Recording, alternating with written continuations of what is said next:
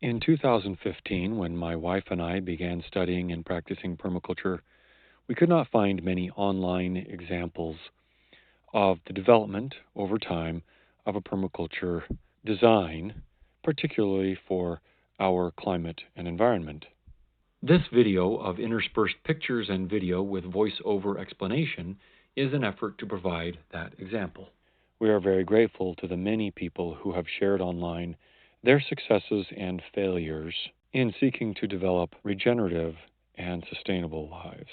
This series of videos is our attempt to give back to that community. Since that time, our home and farm have become a place of beauty, diversity, abundance, and love. We hope that our sharing it with you will inspire and help you to move your life and environment lovingly toward a regenerative and sustainable future. This is Pemberley Farm in 2017 when we began our permaculture project. Alfalfa had been raised in rotation with other grains over the preceding 50 years. The land had been regularly treated with chemical fertilizers, herbicides, and pesticides according to standard practice in our area. We had been working with local authorities to get approved to build a home. As part of that process, we had to have a soil test. In July, I took a quick video right before I dug the hole for the soil test that gives a little better view. I'm just getting started, digging the first hole in the field.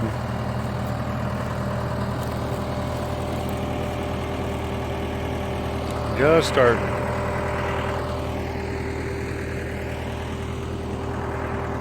There it is. I dug the hole, and a local government official came out and analyzed the soil.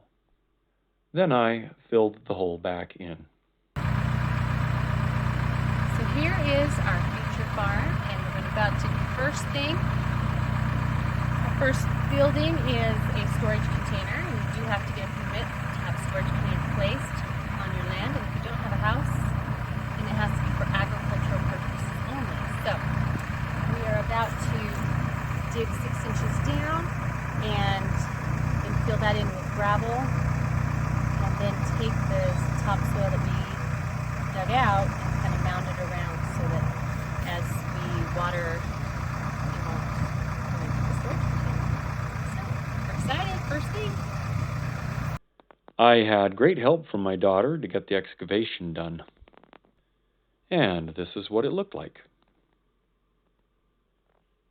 Then we had gravel delivered, and we leveled it out. The shipping container was delivered, and we suddenly had enclosed storage space, despite some holes. To make the best use of our enclosed space, we bought some shelving and installed it. Also in August, we moved our fifth-wheel trailer onto the farm and moved in. In September, we bought a bunch of expensive yard trees from a local nursery and planted them. It took a few years and many thousands of dollars spent on trees before we figured out the importance of working with natural succession. Also in September, we acquired a wood chipper attachment for a tractor and some tree trimmings and began accumulating biomass. We were grateful to have some wood chips because an autumn storm turned things muddy. Even with a few trees planted, it still looked wide open. The rain reminded us that we needed to get the holes patched in the top of our shipping container. So I taught the girls how to do a little welding. We needed some storage space for the bikes, so a quick little wooden frame, some cattle panel, and a tarp did an adequate job. In October, we started putting in a gravel driveway.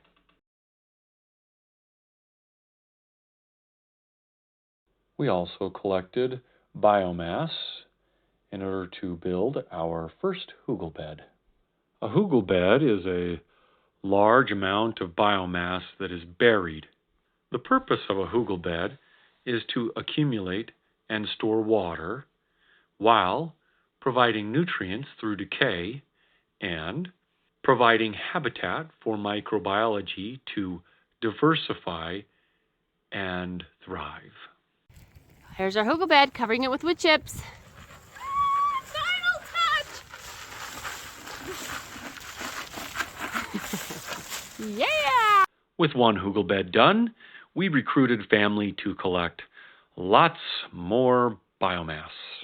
In November, we finished the driveway and were prepared with access for our future home build.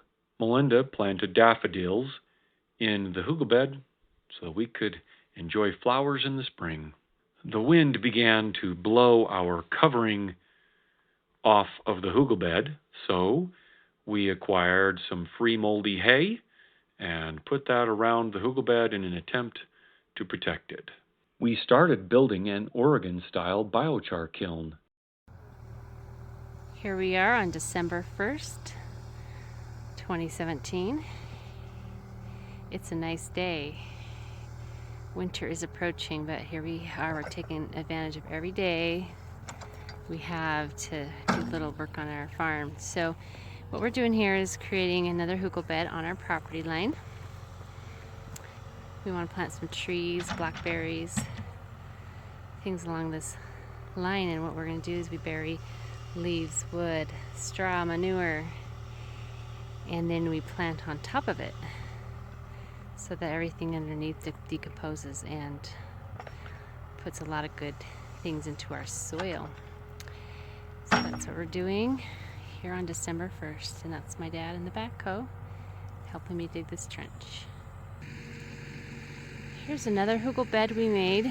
We didn't dig down very deep on this one, so that's why it's quite high. And we've put some seeds on it, cover crop, and then leaves, straw, wood chips. The straw around it is trying to protect it from the wind. Until we get trees and shrubs, we got to protect it from the wind. Keep on the leaves and straw. So that's our first attempt at a hugel bed. Excited to see how it goes in the spring. And that's all the leaves we gathered. Some of them we've used a bunch already in, and we have a lot of wood that we've gathered to try to help bring some material, organic material, to our land. And here's a place where I just dumped out leaves, put some straw down, and there's our compost pile. This is the farm. Next spring we hope to start building right there. But other than that, there's not much here yet.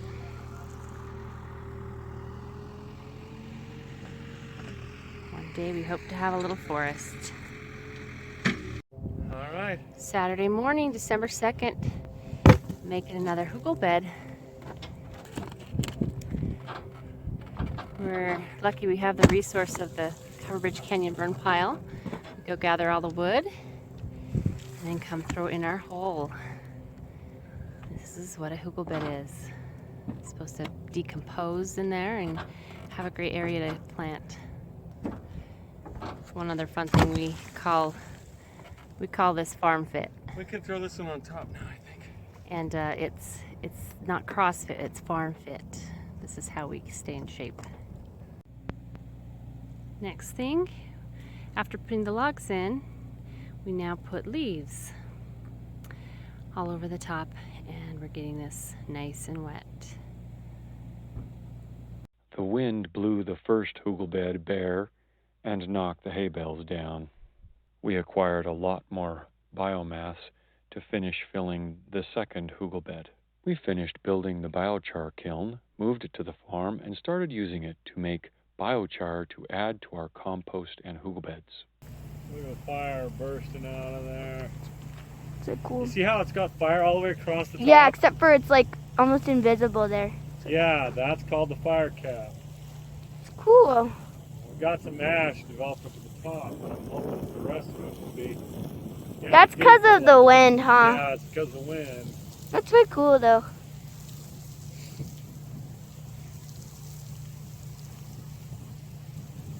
It came as a shock and disappointment when we discovered, a couple of days after Christmas, that someone had destroyed our 2 beehives, killing both colonies. We began to acquire a large quantity of organic material to make compost.